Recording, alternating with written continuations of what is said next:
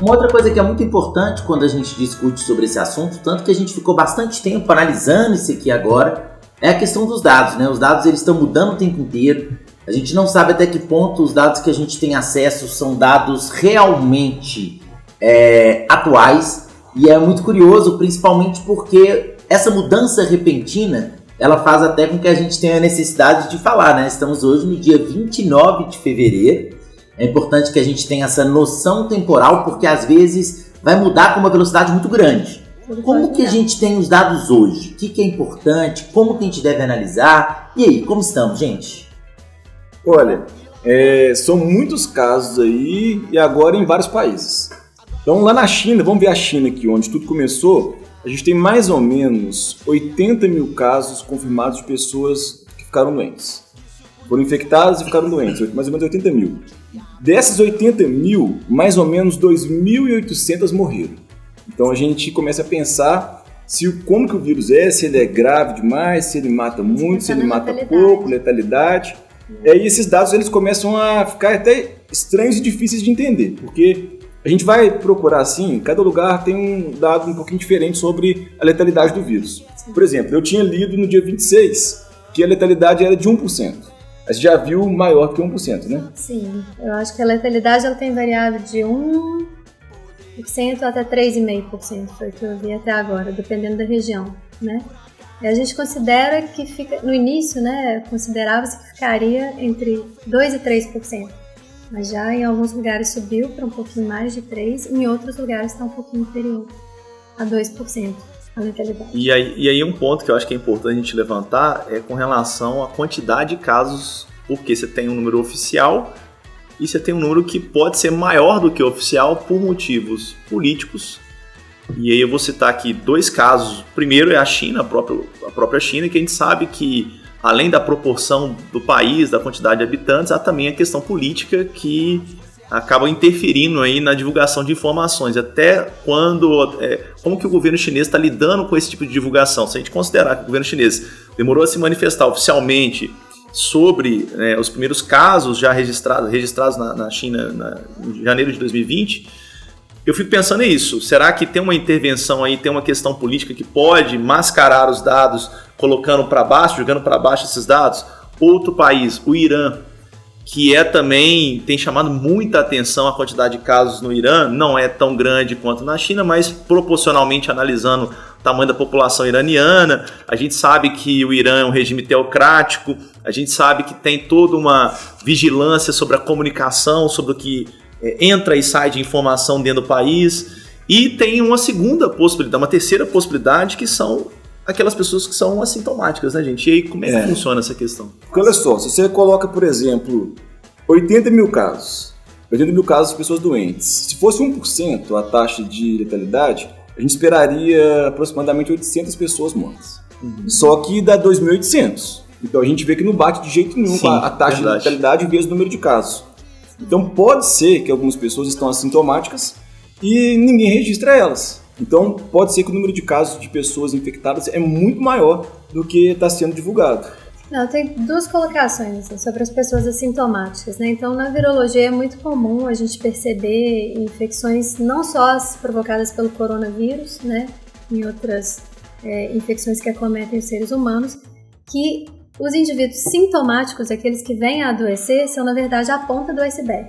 Então, a gente tem uma grande quantidade de indivíduos infectados e que não manifestam nada, né? Ou tem alguma manifestação muito leve a ponto de pensar, foi um resfriado, né? Lembrando que existe uma grande diferença entre resfriado, gripe e infecção. Eu te pedi para trazer esse assunto. Pelo novo coronavírus, né? A gente pode falar disso depois. Muita gente está falando que é gripe, né? Não, eu vi direto isso na mídia, eles falam o tempo inteiro gripe. Inclusive, assim, conversando aqui nos bastidores, a gente estava falando sobre contaminação e sobre outra infecção, né? Tipo, a história, né? O coronavírus ganhou a mídia totalmente, a gente não consegue passar talvez 5 minutos sem ouvir alguma notícia sobre o coronavírus. E é muito comum a gente ver canais de mídia já bem consolidados, né? Mas cometendo alguns erros clássicos, que é falar que o indivíduo está contaminado com o vírus. Não, o indivíduo está infectado com o vírus. Ele pode até estar contaminado, mas se ele estiver contaminado vai ser difícil de você provar, porque se caiu o vírus aqui em mim e esse vírus não é capaz de infectar células, por exemplo, epiteliais, aí eu posso falar que eu estou contaminada. Tem um pouco de vírus que está aqui e não infectou nenhuma célula, né? Mas normalmente, quando na mídia se referem a indivíduos contaminados, são indivíduos que estão doentes, com manifestações clínicas e cujas amostras acusaram resultado positivo nas análises laboratoriais. Então, esses indivíduos estão infectados. A gente usa contaminado mais para objetos. Então, esse celular, se eu sou uma pessoa infectada, né? Estou aqui falando no microfone, gerando uma série de perdigotos e tudo. Aí o colega me pede o celular emprestado. E utiliza esse celular que está contaminado, ele pode vir a se infectar com o vírus, né? Não tem essa diferença. Então, superfícies normalmente ficam contaminadas e indivíduos unicelulares, pluricelulares e por aí vai, no caso de coronavírus humanos, né, ficam infectados. A outra colocação que eu queria falar, desculpa, a gente falou um pouco dessa questão de subclínicos, né? A gente teve uma discussão importante sobre isso, né? Então, até agora é um vírus novo, a gente está descobrindo tudo sobre ele, então foi importante colocar a data, né, que nós estamos gravando esse programa, porque estamos aprendendo à medida que o vírus está passeando por aí, né? Aprendendo em tempo real como que esse vírus funciona. Muitos virologistas discutem que, na verdade, é uma realidade, né? As pessoas que são testadas, cujas amostras são enviadas para os laboratórios para ter de fato a confirmação final, se elas estão ou não infectadas, são normalmente as pessoas que tiveram algum problema de saúde associada assim, pelo menos parecido com infecções por coronavírus. Porque seria até complicado um tanto de gente começar a ir para o hospital falando assim, será que eu estou assintomático? Eu quero saber se eu já tive ou não tive. Não tem nenhuma estrutura. O Léo, por exemplo, estava na Itália, né? Pois é, gente. Nós estava na Itália em janeiro. E em Milão também, né? Você tá sentindo alguma coisa? Milano. Só um pouquinho. Você já sabe, os alunos aí, né? Se o Léo de repente começar com tosse seca. Não, gente, tô bem, tá? Tô bem, tô tomando sem tosse, sem febre. Posso estar assintomático, mas aí tem uma questão dos 24 dias aí, né, gente? Como é que é essa história aí? Na verdade, o Léo voltou tem mais de 14 dias, que é o tempo de quarentena, preconizado pela Organização Mundial da Saúde e pelo Ministério da Saúde aqui do Brasil também.